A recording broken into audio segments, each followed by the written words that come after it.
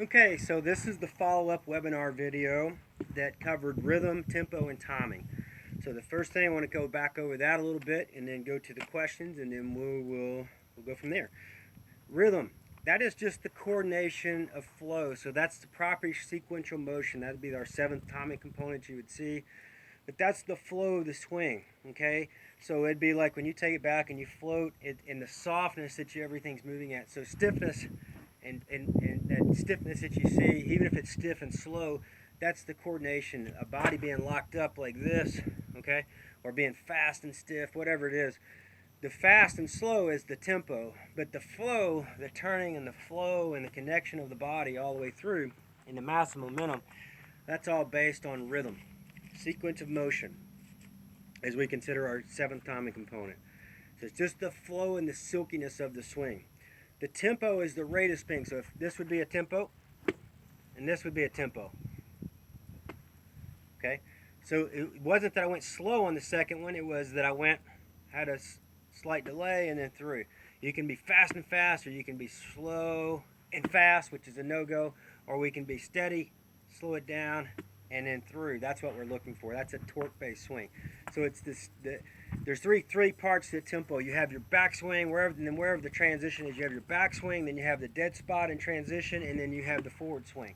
That's the three primary tempos. What most people have in their tempo is they snap it back, snap it down, and their body or club doesn't have time to react.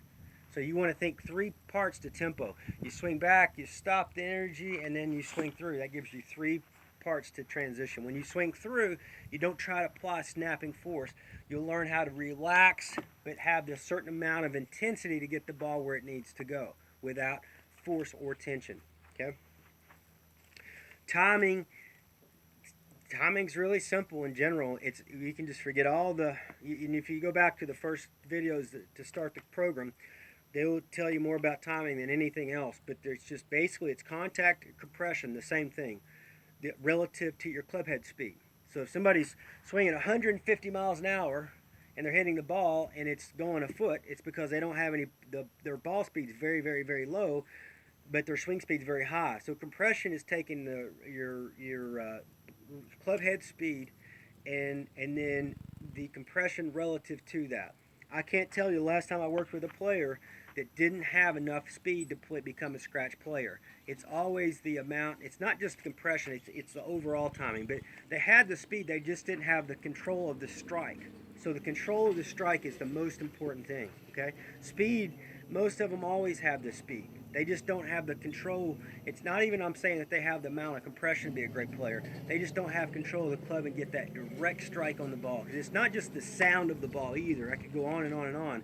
It's how squarely and how that ball stays torqued up against the face as the club's swinging through. The longer it stays torqued on the face, the better player you're going to be. If you just beat down hard on the ball and do all that, you can make it sound really well, but then the ball is still sliding up and down and to the side. So it's not how loud the ball necessarily is. It's how long that ball's torqued up against the square face, okay, relative to what you're doing. Initial start line. So if you're hitting a 5-yard shot, you can only imagine if I was hitting a 5-yard shot and I start the ball right there, what it's going to be like with a driver or here. Start line, let's just forget trajectory. It's just going straight. It's just how straight that ball comes off its initial start line. Okay, so you have the contact, then you have keeping the ball. So if you have great contact, high level compression, but you're knocking it over way off right there in a 10-yard shot, that means that's going to be a driver in somebody's backyard or vice versa. Okay, so it's contact, initial start line, then you have the trajectory of the ball. Well, 5-yard trajectory, if you're hitting a sand wedge, is not going to be the same as you hit a 100-yard sand wedge because of speed and velocity. So when you're hitting a 5-yard shot, a ball may barely be getting up, even though you have the contact that you're trying to get here. So if I'm trying to hit a contact like that, it's going to come off really low, but that was pretty compressed right there. So with that being said, that's not going to be the same trajectory as it is for a 100-yard shot. That's part of learning the 5-yard scale. You have to learn that it's going to gradually rise with speed, but you're never trying to make it rise. You're never trying to hit up on it like this or trying to even the other way, trying to beat down on it like that. You're just allowing the club like you're hitting it low across the ground You're just trying to feel it like it's going along the ground, and the loft of the club will grab, and the speed will allow it to go up higher and higher and higher. And you have to feel that as a player. And down the road, we will have videos that show that compression or that trajectory for each length of swing. So from here, what it looks like from here down the line, where you can see that. Then the last thing that you have within timing is you have ball control and rotation. Okay, they're both together. So if that control means if you hit a 7-iron 150 or whatever you hit, it doesn't matter. You have control of that. It goes that same speed, same way every time. And then you have ball rotation, which is whether you're playing a little draw or a little fade.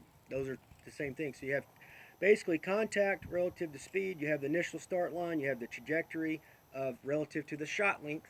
Okay, and then you have ball control and you have ball rotation. Okay, so that is timing right there. So, and then we have the things that we teach you as you go back and go back to that. But that's, you can forget forms and all this, even though there is some things that have to happen, but there's a lot of variation. There's trajectories from here. There's options. You can be a player from here like we talked about. You can be a player from here on the downswing. You can be a great player from here. There's a lot of variance from here to here. But if you study the program, you'll learn, you'll fall into one of those categories, and you just have to find out how to make that better within inside your style. And that's what hopefully that you'll find within our program and like everybody else has. Okay, so the questions were the function of the hands. I have a lot of things. The hands, the way they come through the ball, it's pretty simple. If you just watch here, I don't want the club, if you studied the baseline on the videos, the first videos, we talked about all this stuff, how it goes here. We talked about it through here and even through this way. So it's pretty simple. The hands, if I'm at the grip alignment point, that is your hands. That's the right hand function. They don't turn, this isn't the grip alignment point.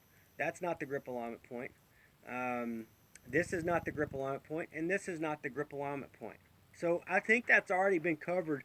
I talk more about the hands and the sole of the club and everything more than anything else for raw timing. But, as you come through, you have the timing contact point, which is where the club is slightly inside the left arm. It's not outside the left arm with all this angle. That is not timing. That is not impact. This would be impact. It's less than probably what you think. The club is on the inside portion of the arm. It moves forward into it's still in the straight alignment, and it moves out of that, and it's still in its straight alignment. You can see I have it. That would not be impact. That's outside the left arm with the handle. You can see here. That's a straight line out. This is broken the other way, which is where so many players are. They're head dominant, so they flick the head. This is pointing at the right arm, and where it would be ideal from a form standpoint would be where this is on alignment, regardless of the grip, would be with that inside portion of the lead arm. In the right hand, it is just common sense. When you hit it, you don't want the club to look like that. You don't want it to look like that. You don't want to come through it looking like this, like this, like this. I mean, even if you just come through, it's just the right hand moves forward. This is in line with the lead arm, and you have the baseline plane that we talk about. This is in line with the lead arm. Then you have the amount as the club is going down into the ground. If you hit like this, like that coming down, it's going to ride up over the face. If you hit like this up through it, you'll whiff. So it's a amount that you hit up and down at that point.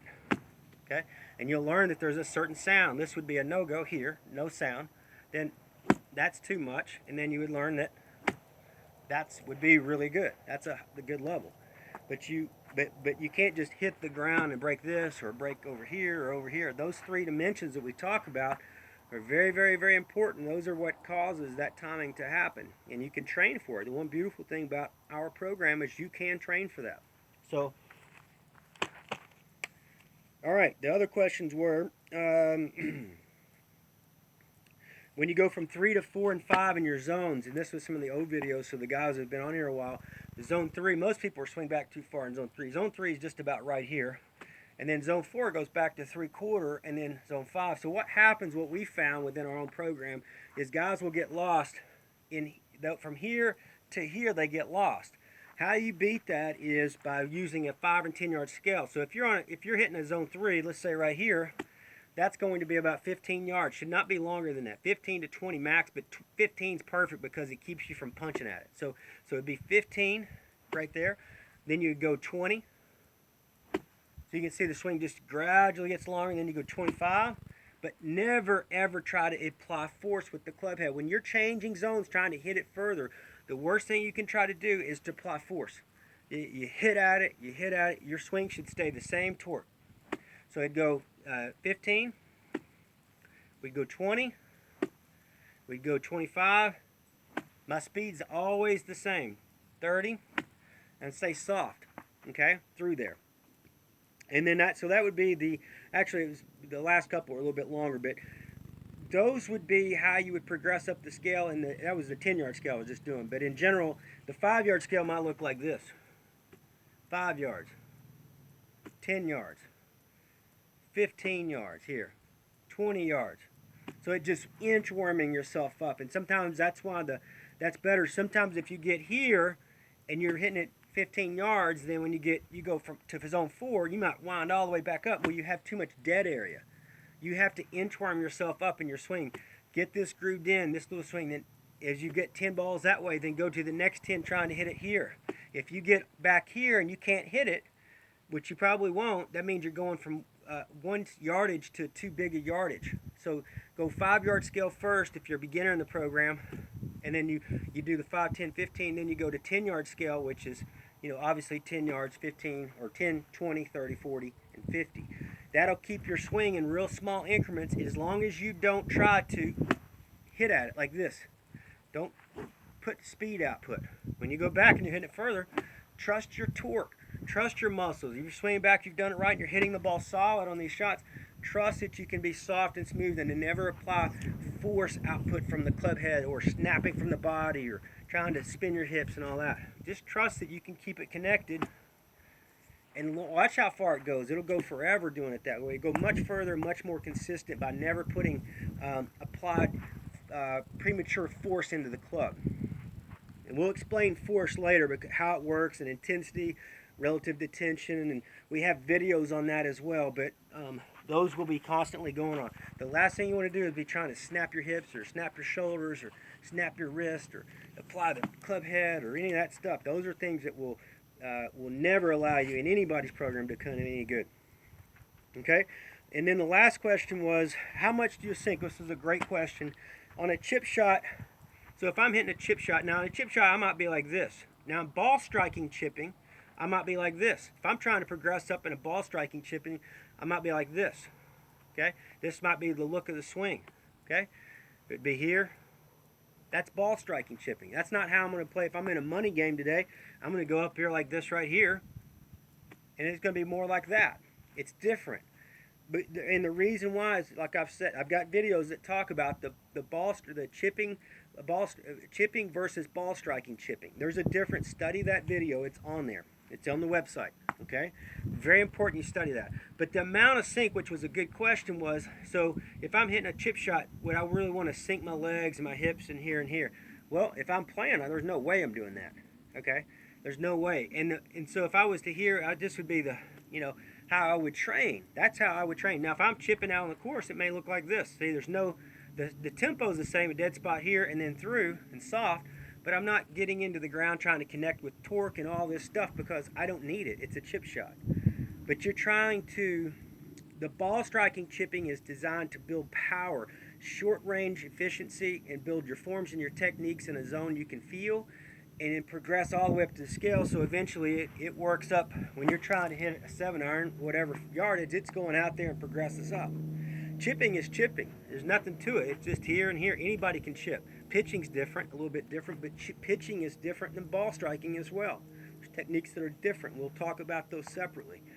The amount of sink on a drive, so if I was hitting a big drive, I'm trying to blow it up, naturally because of training, when I swing back here, when I sink into float, I'm going to be really lowering myself a lot. Now, that would, so could you imagine if I did this and I was trying to hit a pitch from here, I'm so low I don't have time to recover and come back out. I don't need to either.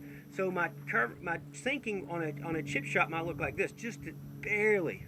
It's never a squat. Squat is like this. People, when you squat, you'll see them, they'll do just this. Sinking is relative to the turn. So my body's turning and it's gradually sinking, it's slow and it's here. So sinking is a terminology that is gradual and slow, just gradually sinking. Squatting, people, when they do it, they go straight down. So if they just see the end result like this, if somebody ends here, what they'll try to do is do this and it stiffens up instead of swinging back and gradually letting it with a whole swing start to sink. So my point is, it's a gradual change throughout any length of swing. You're not going to sink as much on a little chip shot. Like right here, if I was training, it might look like that. It may be just barely. When I swing back here, it's going to be a little bit more. But it's always with respect to the backswing turn, the whole swing. So it's never just, I'm never just trying to swing, sink down. I'm trying to turn back and then gradually sink. And if you're turning back this way and you're sinking, you're compressing the core no matter, so every time you do it, you're starting to get more and more and more. So if I'm here, it's a little bit more. Now what happens if I do too much? If I do too much, it's like, that's like trying to squat all the way down and dunk a basketball. There's a certain point where you lose energy and you don't have the power anymore. It's very important to know. You have to go find it yourself. Most people stay this tall like this. You know, they don't move. They just swing like that. You can see there's no movement. So if I swung back like this and all of a sudden I torqued up and slowed down, which is the float, uh-oh, now I have power to apply against the golf ball. You can't pull something that you don't have a hold of. So when you're coming back into to pull this energy back into the ball or apply the energy, however you want to say it, if you don't create it, you can't do anything with it. So if you don't create it, it looks like this, where the chip shot same way. So I don't have anything. If I went all of a sudden here, I have energy. Now I have it. I have energy of the shaft. I have energy of the body. Same thing back here. I got energy now. All right, I got torque. I can use it against the golf ball. If I go all the way back, now I have it. Okay. That's why there's no race and transition. There's no reason. The last place in the world you ever want to rush in the golf swing is transition. I'd rather you swing the club back like this and then collect it, soften up, and play golf like that. Much rather do that than see this. You know, trying to snap out of go slow back and snap out of it. And I know I'm not answering. I've answered the question, but I'm kind of going off. But it's important to know all this stuff. And every time that you go, so we go back to the sink. Anytime that club goes back and you're swinging here on a little chip shot, this is not going to have as much, even in a ball striking scale. Ball striking scale would look like this. I would be practicing it a little bit, okay? Just barely. I turn back, I practice a little bit more, and it comes through. I turn back and I practice a little bit more because you have to connect with the earth. The ground's what has all the pressure, and you have to turn into that and torque up and get into it to get that, okay? I can feel it every swing. Every swing has a little bit more and a little bit more and a little bit more because I'm trying to connect and feel that. If I don't feel like I'm torqued here, like I don't, and I'm not, and if you don't look like you're torqued right here, you're not. You have to physically start adjusting your hips, the depth we talk about, the rotation. If I move off of it too far and sway like this, yeah, I'm not going to be able to torque my body. We talk about that in the rooting stage 2. Study that, where your body positioning your alignments would be. Okay, so if I stay up here and I swing that club down, I don't care if I am connected. Like I was connected here, but I don't have the power and I'm probably going to top the ball. If I'm here, all of a sudden I connect with the ground and angle my body like I'm supposed to. Now I don't have to work very hard and I can hit it very, very, very a torque-based swing versus a snapping speed-based swing. And I can hit it with great alignment. So that should really help you. And I think it was a fantastic question as far as on a little chip shot. Yeah, practice barely sinking, but you remember you have to respect your turn going back. Every swing is a little turn and then little sink, float, stop. You know, the let it collect here, and that's part of the sinking, and then you come back through really soft and a little longer, gradually sinking, slow it down. Do not come back rushing that way, and then come forward. Okay, and then same thing here, a little bit more, and then a big swing. It would be at the very end, and there you go. So it's a great question. You'll have to tap in, because if I say do this much or whatever, like you do it this much, that you're going to have to tap in. The biggest problem you'll find with yourself if you're studying in your own videos, you won't be moving at all. Either you'll be dropping like this, or you'll be twisting, and then you can't. If you went down that way, well, your head's so far off the ball that you got no chance. You have to study your own swing and within our program, and you'll see like, oh, okay, I get it. And then you start to feel that torque when you get it all right. Then you'll start to go, oh, okay, now I can relax through the shot and have all this massive power. And you will have massive power relative to your talent level where you started when you start to tap into these internal feelings. That's why we talk about the internal arts versus like looking at swings on video and all that stuff. Unless it tracks electricity, energy flow, blood flow, and all that, I'm not interested. And there's nothing out there that does that. And the best thing about it is the best computer in the world to do that is right between your own ears. You can do it. You just have to have some guidance, which is what I'm here for, to help you understand how to tap into your own system and figure it out, where you're losing torque, where you're gaining it, and so forth. And video is going to be your best friend as we're doing this as well. Studying your videos, nobody else's, no instructional videos, this, or that. Your swing, knowing you relative to how we're trying to build you through our program. So anyway, I hope you have a great day.